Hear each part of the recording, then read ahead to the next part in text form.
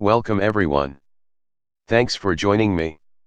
If a scientific conspiracy theory is funny, that doesn't mean it's a joke. Why our flat earth truthers are getting it right.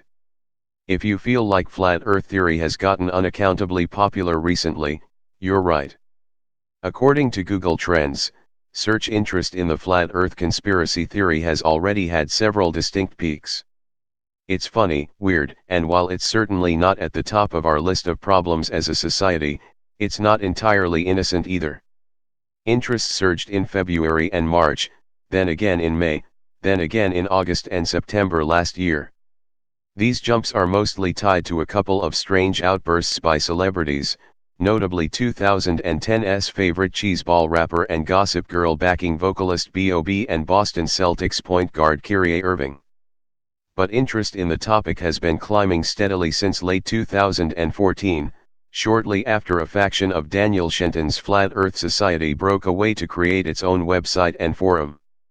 The FAQ page for Flat Earth Society is the third Google search result for Flat Earth, and encourages people to distrust science completely, as the best way to experience reality is by relying on one's own senses to discern the true nature of the world around us.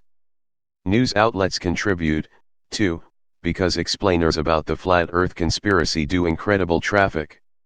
They're capitalizing on a basic human interest in mysteries and the strange behavior of others, and they're also wading into an online environment where it's impossible to differentiate a joke from a deeply held belief.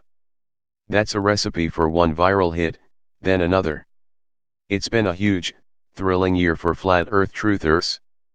The Flat Earth Society's site, which posits that the idea of a round Earth is somehow related to the faking of the moon landing, is remarkably well designed and professional looking, eliminating some of the old hallmarks of disinformation on the internet. The ease of creating a website as clean as this one is a problem that has been well documented by information scientists.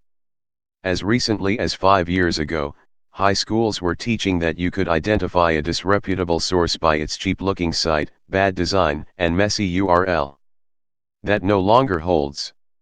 Digital newsrooms churn out coverage of flat earth truthers using tools that make it easy to find stories bubbling up from the depths of Reddit. Here's how it works. Conspiracy theories get people fired up enough to comment promiscuously, bringing them to the front of Reddit where journalists see them. When a reporter writes an explainer of a new oddball conspiracy theory, the sharing and hate commenting that drove the theory to the top of Reddit reoccurs on Facebook. And, if the post is coming from a generally reputable outlet or involves a celebrity, e.g., B.O.B. or Kyrie Irving, or a major news event, e.g., a presidential election, it can also get a boost into the top stories slot on Google News. Newsrooms watch each other's highest performing stories, Havlik says. It's common practice to use a tool that lets newsrooms make lists of their competitors and monitor the popularity of their posts, on services like CrowdTangle, for example, to see what's doing well for other outlets, and what might be a sure traffic bet if they could find a fresh angle or a reason to weigh in. Flat earthers have received extensive coverage from platforms as diverse and prestigious as Vice, The Atlantic, Sports Illustrated, The Guardian, and Mike. Obviously none of these outlets indulge flat earth theory as plausible, or even remotely rational, but they do contribute to its ongoing popularity by feeding the appetite for these stories. Using CrowdTangle, we can comb through months of posts on the Facebook pages for major science and news outlets. Unsurprisingly, flat earth conspiracy articles far outperform the average for these pages. Live Science Is Earth Flat? A Guide to the Ultimate Conspiracy Theory received about 11 times the Facebook engagement, likes, comments, and shares, as the average Live Science post. CNET's This Is What Flat Earthers on Social Media Really Believe was about 16 times as popular as the average post on that page. Last year, Mick's fledgling tech and science vertical The Future Is Now posted the same flat earther explainer, titled There Is a Massive Conspiracy to Hide the Fact That the Earth is Flat, twice in the same month, for a total of over 1,000 shares, at a time when that page was averaging closer to 30 shares per post. An admin of the Flat Earth Society site also wrote a personal thank you note to Yahoo News in January, writing, Every article like this spreads our message to more unaware minds. Not everyone who's reading or sharing these posts can possibly be believers in flat Earth. I asked Joseph Uscinski, a political science professor at the University of Miami who recently co-authored A History of American Conspiracy Theories, why people who don't believe in the flat Earth theory would waste their time reading about it. Reading about a conspiracy theory is not unlike watching an M. Night Shyamalan movie in the theater, he says. These theories posit alternative realities full of schemes and skullduggery. Did secret agents plant explosives in the Twin Towers to fake a terror attack? Did the mafia undertake a hit against President Kennedy? Do interdimensional lizards secretly interbreed with humans while running the planet? Even if one is not convinced, there is plenty of entertainment there. Also, the feeling of reading about a conspiracy theory is kind of like the sensation of watching Mr. Robot, says Mark Fenster, an expert in government transparency at the University of Florida Law School and author of Conspiracy Theories, Secrets and Power in American Culture. That show, and the thrillers and mystery novels that preceded it, play with the idea that you have a certain set of understandings and beliefs that you are taught and that you believe are true, but in fact, if you actually look closely at them and understand the truth of the matter, those beliefs are proven to be false. That is in a fictional universe extremely enticing and extremely exciting. It can be a source of fun. As for people who actually believe in flat Earth theory, Fenster says, you can't really change their minds with photographic evidence or mathematical proof of a round Earth. To believe in a theory like this one, you have to go way past the normal threshold for questioning expertise and hierarchies of intellectual knowledge. It's fun for us to have our perceptions pulled apart in fictional thrillers and mysteries, but we consider a narrative satisfying only when it also offers a way to put things back together.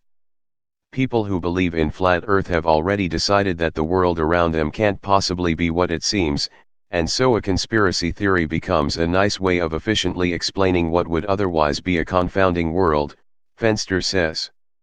The flat Earth theory is spreading online, and it's hard to tell where the joke begins or ends. We can prove that hundreds of thousands of people are aware of an obscure belief that they weren't before, but we can't prove whether this has actually converted a substantial number of them to the cause. The United States has been crazy with conspiracy theories since before the Revolutionary War, Fenster says. The percentage of Americans who believe in some conspiracy or another around the JFK assassination has hovered between 60 and 80% for the last 50 years. But, there are fun and games with conspiracy theorizing, he says.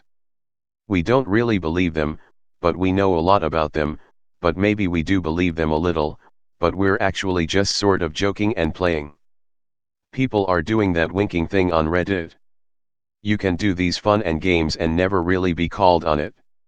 It's true that the theory is so absurd as to be kind of funny, and it's fair to say that people who believe in it aren't directly endangering anyone's lives. That's one explanation as to why people might click on a flat Earth thread even though they would never share an anti-vaccine meme or a joke about AIDS being a hoax. Still, there's something unnerving about cultivating an online environment in which none of our actions are sincere. A click is an ironic click, a share is a hate share, a comment is tongue-in-cheek, play acting, or just LOL. There are hundreds of memes making fun of flat Earth by feigning a devout belief in it, and a lot of them are pretty entertaining. Know Your Meme even counts flat Earth as a genre of meme, and provides a helpful timeline of its spread, mainly across Reddit. Know Your Meme editor Matt Skimkowitz told me there's a rhythm to the growth of theories like flat Earth. They'll show up on 4chan and Reddit and believers will start out as the subject of ridicule. Their belief will become a joke that's repeated sincerely and increasingly emphatically by people who consider everything they say to be ironic. That's where memes come in, and in this case they represent a style of mockery that looks an awful lot like agreement. From there it can kind of spiral, he says. It can attract people who are looking to believe in these kinds of things, looking for things to confirm what they believe, like the government's out to get them, scientists are lying to us, that sort of deal. What starts as an ironic thing eventually reaches people who are willing to go along with it. From there you have sort of full-blown conspiracy theories. It reaches a new level. You can turn people into something different just through irony, he says. He noticed this trend in the wake of the 2016 election and in countless excavations of the online dens of the alt-right, where people would start out saying they were just joking about racism or anti-Semitism. But engaging with that type of humor for long enough could eventually radicalize them. He says he sees the same process happen with conspiracy theories. If you can get people to ironically question systems like NASA and the federal government and the scientific process in general, you can sometimes get them to question those things for real. Szymkowicz understands that flat earth trutherism isn't as immediately dangerous as climate change denialism or the anti-vaccine backlash, but that doesn't mean it's totally harmless. I think it is important to maintain a level of concern about conspiracy theorists, he says. They do things that harm society as a whole, like negate or dilute scientific reason. That's something that's having profound impact on everyone. Looking at climate change denialism, that comes from just doubting the idea of expertise as a whole. Conspiracy theorists attack expertise. Though Szymkowicz is speaking only to his experience with conspiracy theories on 4chan and Reddit, sociologist Ted Geertzel, who specializes in researching scientific conspiracy theories at Rutgers, told me almost the exact same thing. The basic goal of a conspiracy theorist, he says, isn't usually to prove that one specific theory is true or false, but to prove that nothing is provable, that all assertions are arbitrary. He, too, sees an obvious case study in the recent election cycle, arguing that this is the type of thinking that leads people to believe that absolutely everything is arbitrary and manipulative, and that anything they don't agree with is fake news. Both Geertzel and Szymkowicz brought up the Pete Saget controversy of last year, in which a Reddit conspiracy theory that started as a joke resulted in a man showing up at a Washington, D.C. pizza shop with a gun, intending to release prisoners being held there by Hillary Clinton. Real people's lives were put in danger by an idea delivered in a context that treats sincere arguments and jokes exactly the same, like faceless, morally neutral, almost random series of words for which no one is accountable. That is one of the great problems of the internet right now, Szymkowicz says. It's hard to tell the difference between a joke and sincerity. In terms of judging where the joke begins and ends, it's almost impossible to tell at this point. In September, Kyrie Irving told Boston radio host Rich Schertenlieb he was just kidding about being a flat earther. He just wanted to have an open conversation and prove a point. If I believe that the world is flat, and you believe that the world is round, does that knock my intellectual capacity, or the fact that I can think different things than you can? Thanks everyone for watching.